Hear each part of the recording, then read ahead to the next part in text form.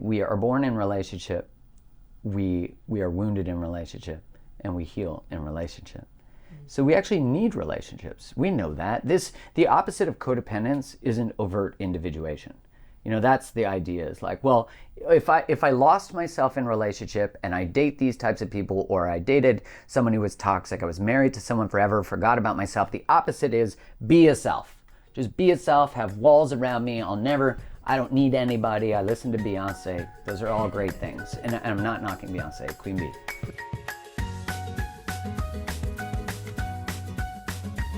Hey everybody, welcome to Heal Squad with Maria Menounos, and well, as you can perhaps sadly guess, it's not Maria Menounos, it's Mr. Maria Menounos, subbing in for my beautiful and talented wife, and assisted by my on-again, off-again co-host, former producer, Kelsey Alexandra Meyer. Hi.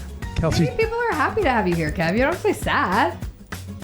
Listen, Kelsey, we know this, right? It's Maria Menounos. I'm like, do we have to do a caveat? You guys don't get mad at us. Yeah, It's just going to be a great show. yeah, you have to do the asterisks. Yeah. Kelsey, it's so good to have you here. Kelsey, here's this quote of the day. Treasure your relationships, not your possessions, unless it's a 1979 turquoise Pinto. I love that. From Anthony J. D'Angelo. Did he really say that? I added the part about the Pinto because some of your possessions, Absolutely. But no, yes, stuff. we treasure relationships with people. And today we're going to talk all about relationships and you and I, one of our favorite subjects, codependency in relationships. I do love that. Things that we've, maybe we've been affected Still in by. recovery. Yeah, I've been on both sides of that right spectrum. So anyway, Kels, would you do me a kindness? Yeah. Would you do everyone a kindness?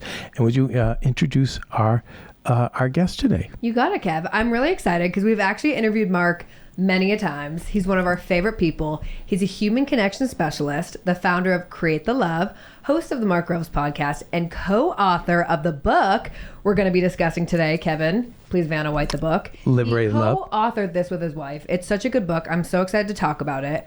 Mark's work bridges the academic and the human, inviting people to explore the good, the bad, the downright ugly, and the beautiful sides of connection. And we're so excited to have him here in Mark, studio. thank you. Liberated Love. And I will say this. It's not so much Vanna White. Can we throw some love to the Price is Right models? Oh, okay. Did you ever notice Mark Grove on the Price is Right, how they would? So right. Yeah. They would always just do You're so the right. nice little hand would go across. Anyway. And they had more volume to do. They weren't just Yes! one letter. They You were know like, what? That's a great point. Yeah, a lot to balance. Thank you. Mark. Okay, so Mark, a lot of this book and your practice, very disruptive, but fascinating. What was the term which I feel like could become a thing? What? About his time apart from his partner? Oh, you guys had a sacred pause. yeah, the sacred pause. Yeah. Sacred pause. That's what you get to call a breakup when you get back together. Otherwise, it's just a breakup. Was it intentionally a sacred pause? No. We inserted it in the book. So the book is overlaying, our story, but also the story of different clients and the journey or the arc of what you need to learn in order to break free from codependence. And so we realized in our time apart that we did intentional things for ourselves that allowed us to come back together in a way that we were free from old patterns and the things that actually broke us up. And so we really, I use the word, it's like we put pen to paper in a way to create the technology that would facilitate that for someone to walk on their own or together in a relationship. Wow. Mm-hmm. I feel like that's a good place to start. Like, because you and Kylie, your now wife, and the beautiful mom of your beautiful baby, co-authored this book. Like, give us a little bit more, Mark, of that story, of y'all's story, and really why you guys chose to write this book. Yeah, it kind of felt like after we got back together and we were really thriving and intentional about that we wanted to be able to give to other people what we had learned. It's so much of our own individual journeys were about learning relational, I would title it like relational mastery, the attempt to do that. I think mastery is always this thing that's ever elusive because you're always learning more. But we really wanted to be able to put into pages of a book what happened and give context and words and language for people in their own experience. One thing that I find very interesting when we're in relational patterns is we know better. Like we know better, we know that we should handle conflict differently, we know that we should not choose a certain type of person, and yet we do. So like, what's the deeper layer of why we do that, and why do we ignore knowledge, and how do we heal that? And so the relationship 1.0, we were together for 4 years, and we met on Instagram, slid into the DMs. And who slid into whose? I slid into hers. Which, by the way, I love, because that's very relatable. Yeah. It's very relatable for today's kind of dating. Let's be honest. Come on. Yeah. And Kylie had been out of a divorce about 1.5 years, 2 years. I'd been long out of a breakup, so I was feeling really ready for a relationship. And, she was still kind of healing when we got back together. She was still like trying to heal from the experience of what happens when people go through divorces or breakups and how the community responds to that. Because often when people go through divorces, you can experience exile from your family or your community, your religion, whatever it might be. And for me, what a perfect fit. My now girlfriend is going through something. I have a business that's actually designed exactly to do that. And I laugh now that I monetized my codependency. Like I had this predisposition to people would come to me with their problems, and of course I was always exploring my own relationship patterns. So then I started to learn about them, and then I started to teach them, and I realized like what a great way to stay in the wound that I have of like always wanting to help people, take care of everybody else. And here now I'm in another relationship where she's just not ready yet. And for Kylie, there was an identification like, why can't I choose this relationship? Like Mark is someone I've always wanted to be with. He's like everything that I've written out on my list. And yet I can't fully choose this. I don't know why. And to give more context to people, one night, Kylie, I was out for a run and I came back and I had this feeling like every time I got close to Kylie, she would distance. Like every time I'd be like, oh, you're here, she'd then push away. And I said that to her, I'm noticing this and I'm not interested in that pattern. I don't want to play this out. And she said, you're right. I had this dream where there was a burning house, and in the burning house, it was our relationship, and I got this message that I need to leave. And this is like 8 months into our relationship. Oh my God. So just for context, we stayed together for 4 years. So now living at the underlying level of our relationship is her trying to figure out how to make the dream not true. Like what's wrong with her that she had that dream? Why can't she fully choose this relationship? Why is she feeling this? Is it trauma that's telling her she needs to leave? And so I'm with someone who might leave at any moment. And we're having, exactly. And for someone who's, no matter your attachment style, it's gonna make you anxious. Like you can have a secure attachment style and it shift because of the person you're in a relationship with. So what we really uncover in the book and we explain is that we all learn what mask we need to wear. In childhood, we learn what mask we need to wear as adults in relationship. So codependency, most people know that word from the area of relationship with an addict, right? So the word was really popularized by the book by Melody Beattie called Codependent No More. And that's based on the Al-Anon. And while that is a very important construct, and that idea would be like enabling and really not holding our boundaries in relationship to someone who's in active addiction, we define codependency as any relational dynamic where we source safety from something or someone at the expense of our own needs, our sense of self, and our overall well-being. So the key word in here is at the expense of. And like raise your hand, anyone done that before? Like hey. if you're watching, listening, right? Anyone so still normal. Do that? Yeah. Right. Well, it's so normal because it's survival. And so what we noticed was that Kylie had this belief that there was something wrong with her that she couldn't show up to a relationship. There was something wrong with her that she got divorced. I had this belief that no one ever chooses me fully.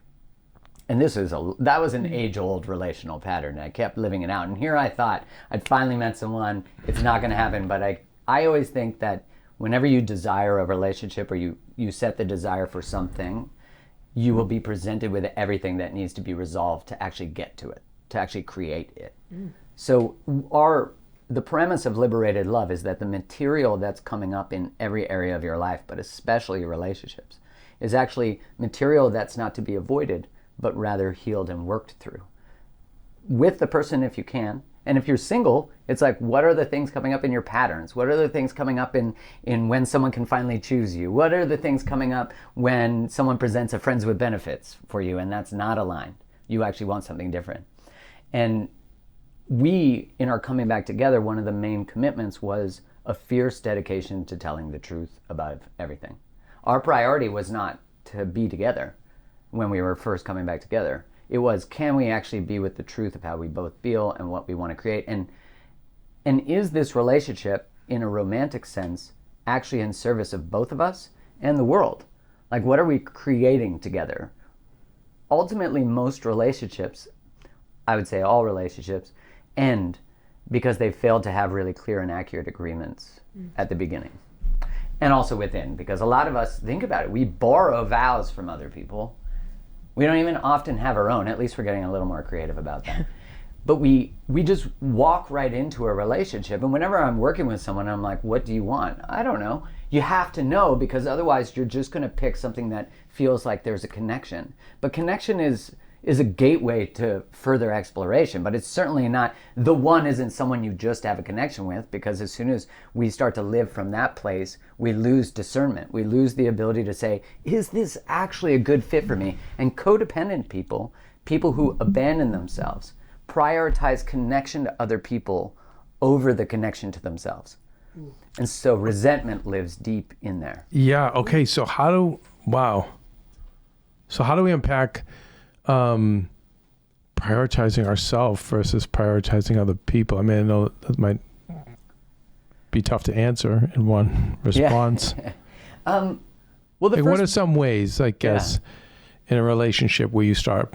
Is it just whatever your needs, your comforts are, what makes you happy first, I guess? Well, often the person who is the one who self-abandons or prioritizes everybody else over themselves, often they're not actually really in touch with what they need and what they want. So it's usually something that's learned when we're a child, where we had to take care of everyone, manage a tense environment. Maybe we had a parent or a sibling with a chronic illness. And that one can be hard to reconcile with, because we feel guilt for wanting to or feeling like we weren't a priority. But that's actually an important experience for a kid, is to know, like, just because someone in your family needed more attention doesn't mean you didn't deserve any.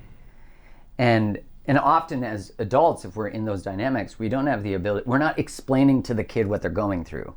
We're not explaining, we think they'll just be fine. But I mean, we're all adults of the experience of it. Everything will be fine, and it's not fine.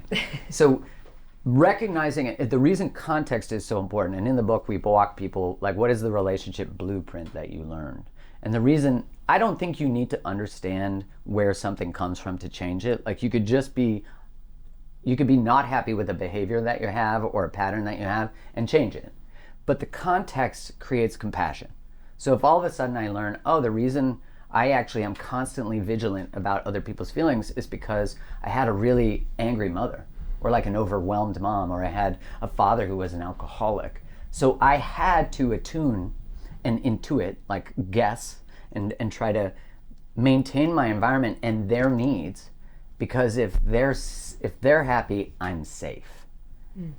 And so what that happens is those kids become adults who are constantly vigilant, and they actually don't prioritize their own needs and their own wants, because if they do that, they feel like they'll feel guilty, they'll feel selfish, they'll feel like someone might actually leave them. They probably identify as too much, too needy.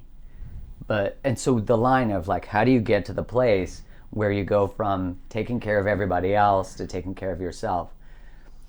It requires, the adventure of going within yourself, right? That compassion for where it comes from. Like, when I work with someone and they say, I can't believe I do that, my response is always, how could you not? Like, that's exactly the most intelligent response to your environment as a kid, or maybe as a teenager, to get here today. It's a survival-based response, and you needed it then, you just don't need it now.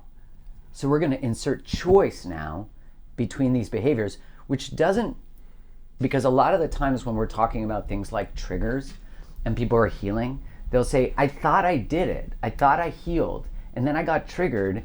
Like now I feel like I'm starting all over. And my response first to that is that the trigger is a radar. It's just recognizing a pattern that led to pain.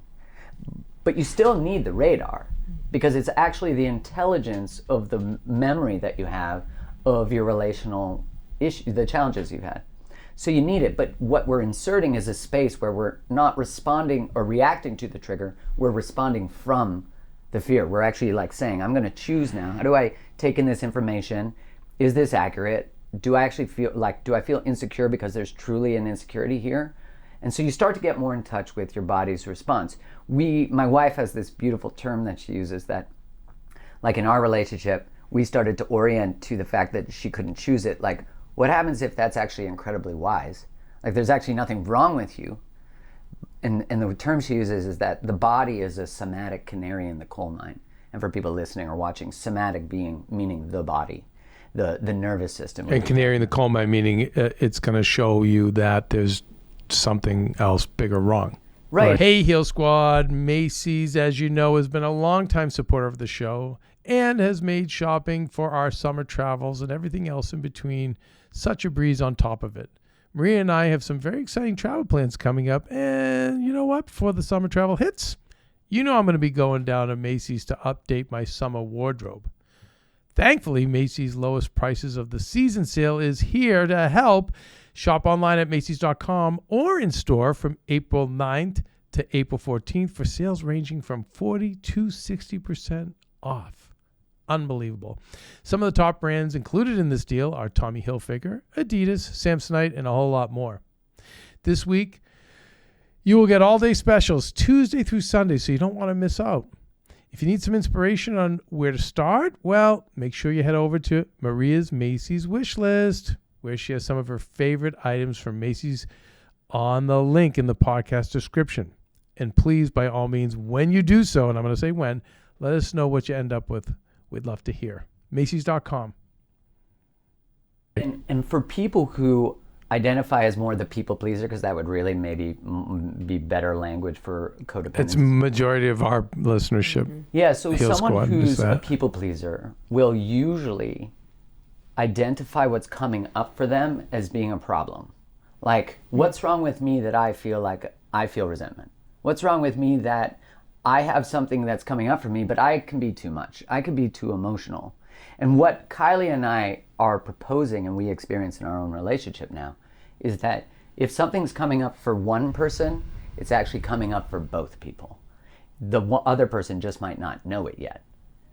So for Kylie, what was coming up was, hey, if our relationship needs me to feel broken and you to need to always take care of me, then neither of us are free from our wounds. Because I source safety and validation by helping. You can't leave me if you need me, so we still need your wound, because if you have your wound, then I still have a place. But if you resolve your wound, I don't have a purpose, and so you're going to hold on to that, because if you don't, I might leave. So both people are operating from a place of scarcity and fear. So the movement, because all of this healing requires on one level the logical part, right? Like, okay, so now I learn that this is why I do what I do. I don't want to do that anymore. I need to take a sacred pause, which is really the acknowledgement of the behaviors you don't want to do anymore. Taking space from, like if you're within a relationship, you actually make an agreement to just start to explore the in-between. You start to explore what created your relational template? What created mine? Why do we do this together? What do we want to create together? And if you're single, you're doing the same thing. You're stopping the patterns. You're taking a break from dating. Kels, we're talking about this. Yep. Where you take what, Kai calls a man talks. I like that. If you're in a relationship with men. I had a term that didn't pass it in the book, but I called it a Vaj vacation. But that wasn't quite as popular. No, I've heard from a lot of therapists. Yeah, I've heard that. Ida has recommended for certain friends of mine, like at least a year, you're out of a relationship, no relationships. And I've seen the benefits from the people who've done it. Well, you're not allowed to one date, but even more importantly, not allowed is not the right term, but you're choosing not to date, and you're choosing not to relate in any way. So there's no texting, no sexting, no sourcing, what you start to notice, and my wife talks about this story where she had made this agreement, like, okay, I'm not going to do any of those things. And what happens is on a somatic level, the nervous system is actually starting to rest.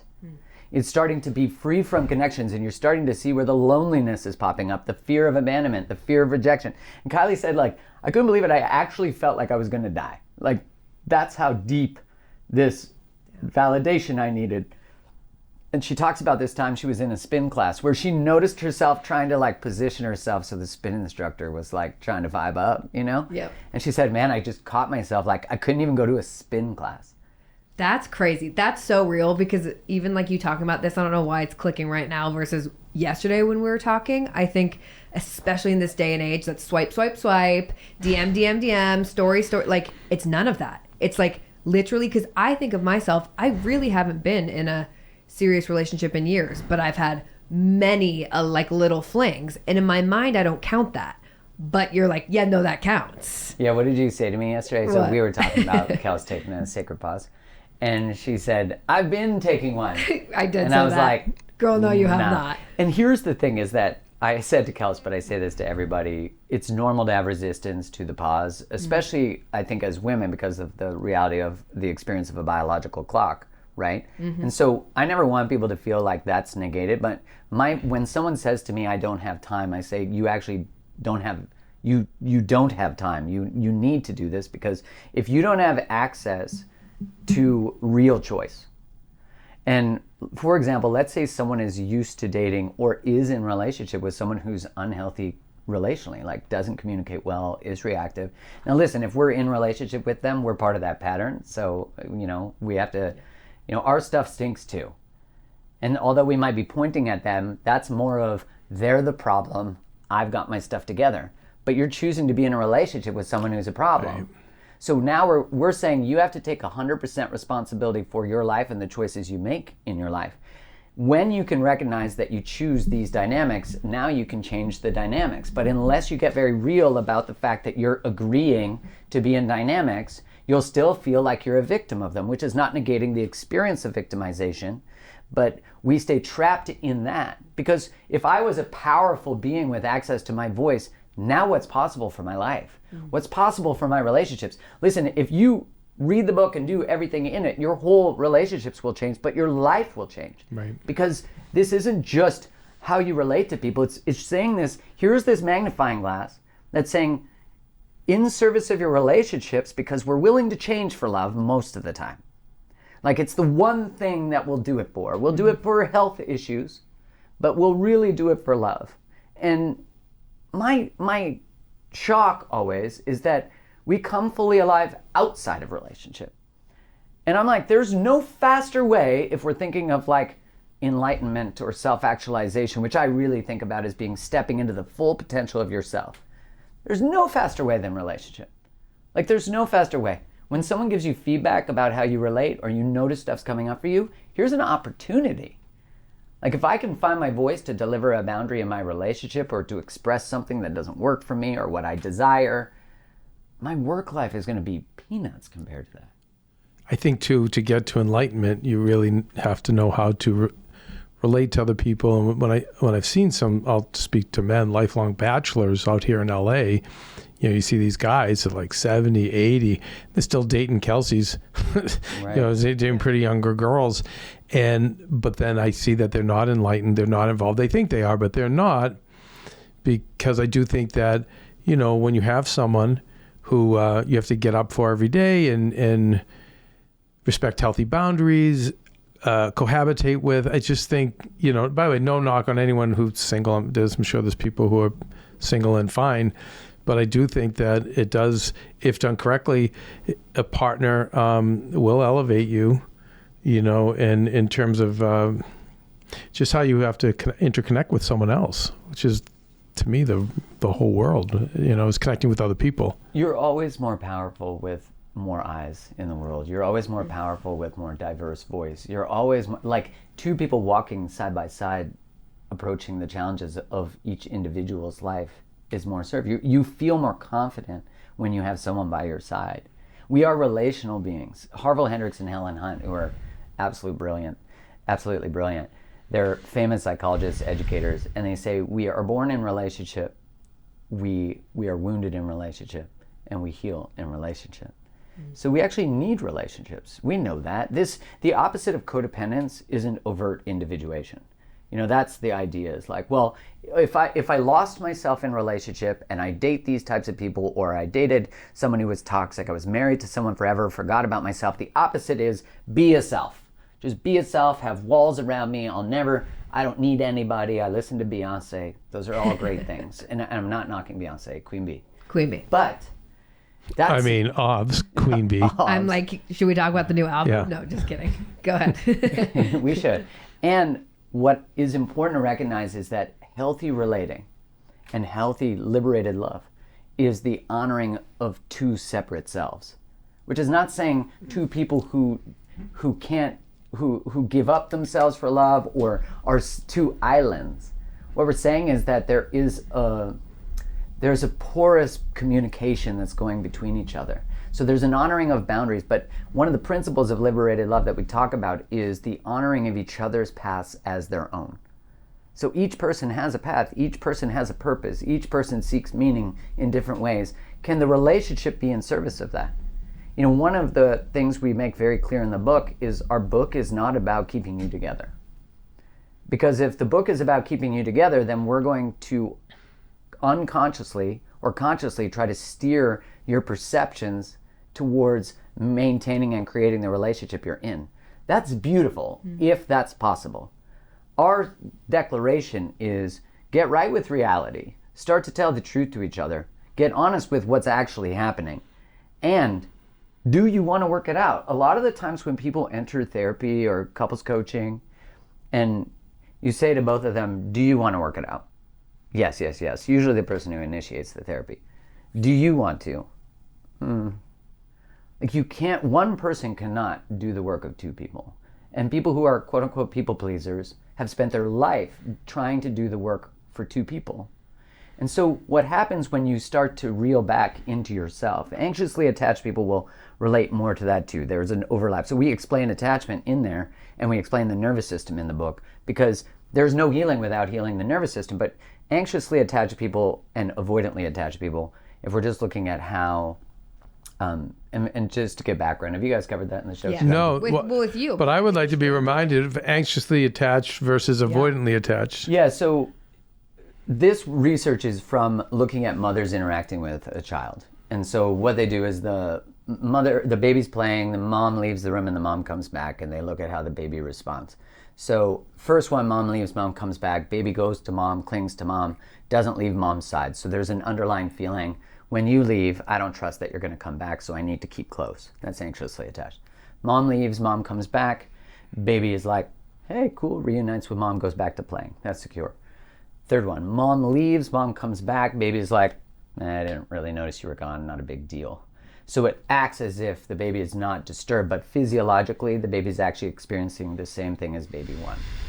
Now what can happen, disorganized attachment, is when mom leaves, mom comes back, mom's warm sometimes, mom's cold sometimes. Mom's available sometimes, mom's not. That can cause an attachment style where we really want to trust love and we really want to trust closeness, but sometimes love was painful and sometimes it was healthy. So the baby can't understand what's going to be the thing that happens. So they'll like get close to people, then they'll push them away. And I definitely related more to that, where I was like, chase someone, and as soon as they were like, cool, I like you too, I was like, eh. You're like, okay. And on to the next. I wasn't planning on that. So that context is important, because really I think a simpler way to understand this, one is you are not an attachment style. You're prone to that when you feel insecure in a relationship. There's a such thing as called earned secure, and that's that through the way you relate, through the way you begin to build different skills, you can actually build a secure attachment. The thing you experienced, as I'm talking about with your mother, let's say for example, that's not your destiny. So everyone can change it. I think a really easy way to understand this is that it's really how we relate to space between two people. So an anxiously attached person is afraid of space. So they collapse space. So that in the early dating process, there's a natural anxiety that's going to come because there's uncertainty. You don't know where you fit. What are you building? So what will often happen is they'll over pursue and it'll push the person away. So it validates the story. I can be too much. When I get too close to people, they distance. I need to collapse the distance. Avoidant people, they need space. So when the space gets too tight, they pull away. And they might use strategies like they might say something like, I'm not really sure how this is going. Or they might deliver some sort of insult. They might all of a sudden not answer your texts or your calls. They might leave the room, they might leave the house, they might leave the country, you know? And so that, and at the extreme, that's ghosting. So all of these are ways that we're trying to manage the tension between two people because we don't trust ourselves to have the skills to be able to manage that, to ask for our needs to be met. So when you think of two really healthy adults, which I think we're always aspiring to be, and we're never fully healed, and that's why the Heal Squad exists, right? Is we're never, it's an ongoing, we're always going to need to learn more.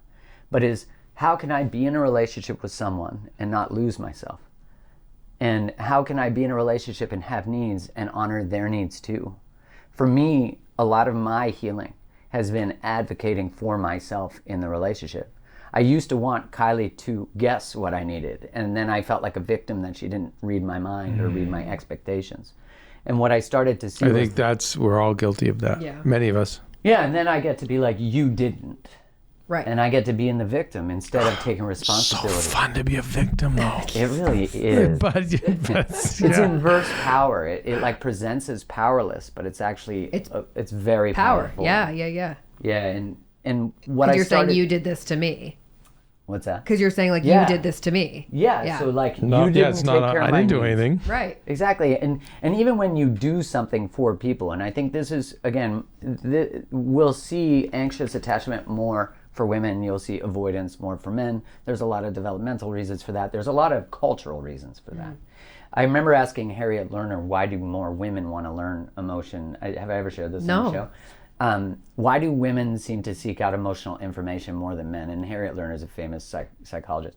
She said it's because any subordinate group needs to learn the needs and nuances of a dominant group. Yeah. Damn. She said you can look at that from a race perspective. You could look at that from 100% true. And she said like the reason women need to understand emotion is because if they don't, they can die. Yeah. How can they compete in that game? Right. The world, whether it's a game or not. I'd see from being behind the scenes with my wife, my mom.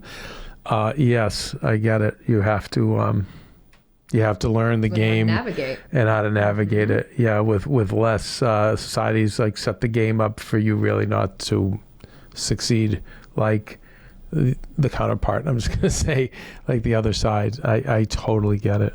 Well, yeah, and so you see really women more often needing to intuit needs and wants, especially, as mothers, that's a natural state.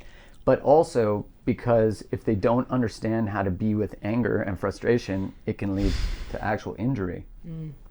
So when I think about like 85% of my audience is female, I've never spoken just to a female audience. And because I think as men, we really need advocates and voices for us to be able to be like, how do we show up differently? Yep. How do we actually learn how to be with vulnerability? I mean, society has not structured us to be able to hold painful feelings like grief. Like when I finally realized I had no access to anger, I had no access to anger. And there's a few reasons to that. One, in high school, I got attacked by a gang.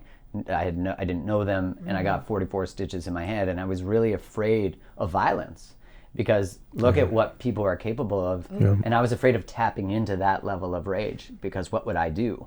And I also grew up in the 90s, and I'd say this message is even worse today, but the message I was taught was that men are bad and men are toxic and men are rapists and men are murderers. So I don't want to be a controlling man. I don't want to be like men I hear about. And my father, very balanced, very good communicator. So that wasn't what I witnessed in my home, but that's what I saw in the media. That's what I heard from, all the different activisms, which was an important message in some part, but we needed more context to it. So I realized I didn't have boundaries because I was afraid of being seen as controlling. And then I was a doormat. And my whole idea was I won't be like other guys. Yeah. Which that is actually a form of manipulation. Like, I'm going to be nice to you, but it's really so that you like me, but it's really so that you don't leave me. So you need me. Yeah. It's so that you like me. It's so that I can keep you close. I'll do favors for you. I'll take care of you in a way no one ever has, but I won't do it while holding on to myself. Like, I'll bypass my own needs. I'll bypass my own boundaries. Is there a knowing there, Kev? No, it's silent because I'm like, oh, damn, that was my playbook. Kevin. No, but it's true. Mine too. It's the same thing. No, that's exactly what I've done. But I've also been the flip too beforehand.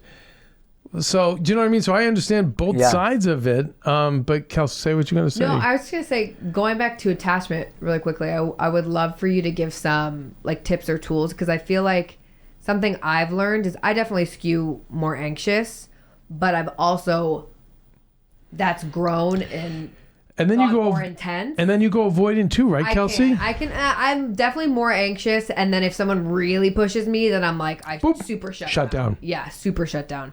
But in relationships, I feel like because of the last couple of like just shitty like ghosters or whatever, like I've gotten more anxious, and I'm like, I don't know how to not be anxious unless I feel safe and like, you know. So I would love some tips. You want to talk about that, Kel? Sure, let's do it. I don't care. Okay. The first thing I'll say is that when we have experiences like we're dealing with ghosters, things like that, or the relationships that you've had where they've not been positive experiences, it's usually, so if I am someone who's prone to chasing and then I get pushed so far that I'm like, I'm a pressure cooker. Yeah. And then all of a sudden I finally blast, or I shut down and you'll never find me, right? Yep. So what that really is because we missed all of the information that was going on in our bodies way before that. We bypassed all of it, and we pushed so much. We call that a porous boundary. So I allowed too much, and then eventually it hit my limit of my eject button. But it's actually way before that. The radar is actually saying this isn't a healthy connection. I don't feel safe. I just ignored it. Yeah, and there's two questions we're always asking. One, am I safe in relationship? That's a question we're always asking. Always, every type of relationship. Two is, am I safe to be myself? The priority is number one. Number two, you'll compromise to maintain number one. So most of us learned that number two wasn't important. Like actually fully being myself wasn't safe, so I needed to maintain safety. And if I was me, I was sad, I was mad, I had a need, it wasn't welcome. So instead what I learned was to become needless and to bypass the radar. So as a kid, you learn that there's all these things that are not okay in the family, the system, the home, mom, dad, whatever it might be. So in order to survive, I had to actually turn down my sensitivity to my canary in the coal mine, my body. And what the pause does is it allows you to actually thaw out and get back in touch with the wisdom that is innate, and to actually come back to, and that's why grief will meet you in the pause, because grief is, I learned somewhere, Kelsey, you learned somewhere that you had to not trust what you were feeling in order to maintain relationships, probably with primary caregivers. Totally. Yeah. Absolutely, yeah. And so there's grief to that, because Kelsey, little Kelsey especially, didn't get her needs met. She didn't have reliability all the time. And I think important for context for people, if you're like listening to this or watching this and you're going, my parents were good, they did the best they can. That's an adult trying to rationalize the child's experience. If you said that to a 3-year-old, that is totally invalidating to a 3-year-old, right? So to the 3-year-old, no matter what, even if mom was overwhelmed, mom had to work, dad had to, there was an alcoholic grandfather, and now I have an alcoholic father. That stuff is all context that makes you realize it's not your fault, but it's important context to grieve. Right, and I love that. That's why I wrote down the context creates compassion. So it's not just rationalizing. It's okay, I'll have compassion for why they did it, but it's that understanding. And I'm always on you about this, Kelsey. You know that. So, but now you're with him. So you guys aren't as close as you and I were. So we're too close. So when I've been saying this to her forever, which by the way, it's only because I've experienced it myself. You witness the pattern. Yeah, that it's it's with the understanding. It's not to like look back and light anyone on fire from the past. It's having the compassion, understand. But with that understanding, that's when the breakthroughs, I think, start to happen. So then when you move forward, like, oh, that's why I'm responding in this way in this current relationship. Oh, that's why. But he's nailing it. I'm excited about my sacred pause. Well, here's the thing is you actually need access to the grief from that. You need access to the rage. You need access to that it wasn't fair. Yes. Yes, because Kevin is always like, I get mad. And I'm like, I can't, like, I don't get mad. No, I know. Well, she shuts down. Because was anger safe for you as a kid? Like, did anyone get angry in your family system? Right. Yup. So if someone in our family system, so there's a difference between clean anger and aggression. So what we're all afraid of is aggression, not anger. Yeah. Anger you actually need access to because anger is what delineates a boundary. Anger is what says no more. Anger is what says that's not okay. Anger is how I protect the wall.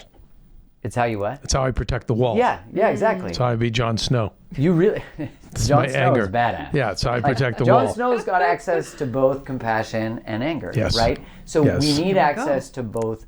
Is this safe for me to move forward and is it not? So if we don't have access to anger because as a kid we learned anger wasn't safe, which is really aggression, I won't have access to boundaries. So that's why you need to grieve and be with the little girl because the little girl is actually the access point to getting the voice because she is the voice that says no. She is the voice that says that wasn't okay. That can be processed through having a conversation with a parent. That's not available for everybody, and that's also not necessary. What's necessary I feel like it's sometimes the parents are a little too old to get it. It's retriggering, and it's like, what are you doing? Like, you're just beating up an old horse. I mean, I have been through this myself. So I try to work it out without them. But I feel like, and I've said this to you before, Kelsey, I had a therapist tell me, sometimes you can do the healing for both you and the parent yourself.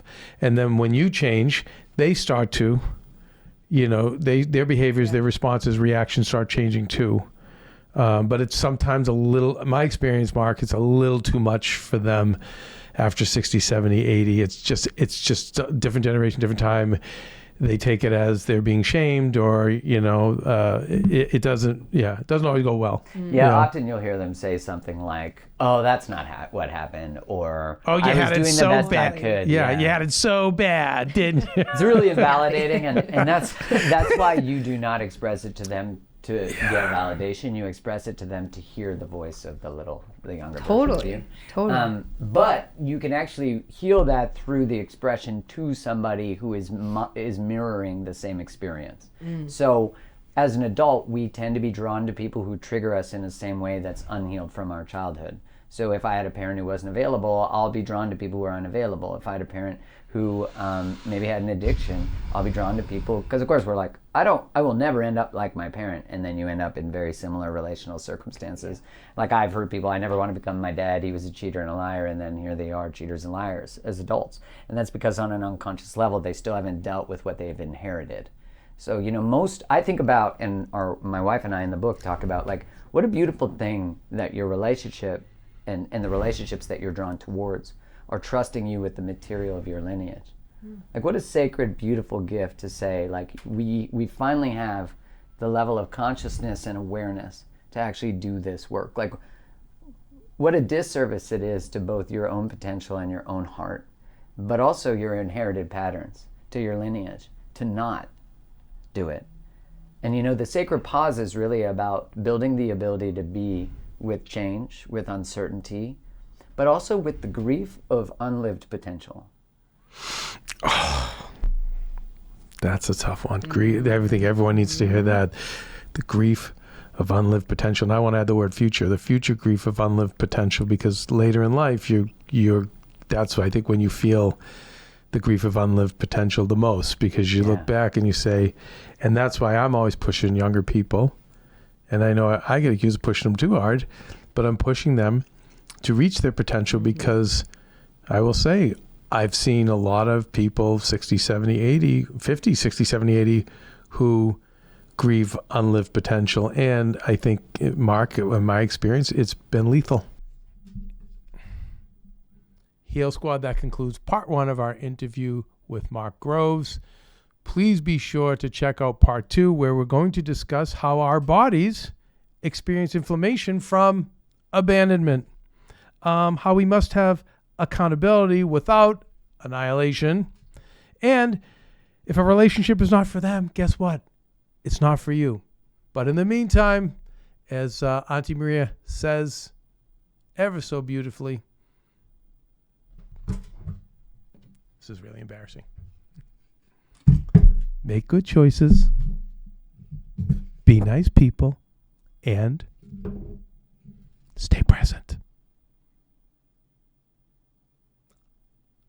This podcast and all related content published or distributed by or on behalf of Maria Menounos or mariamenounos.com is for informational purposes only and may include information that is general in nature and that is not specific to you.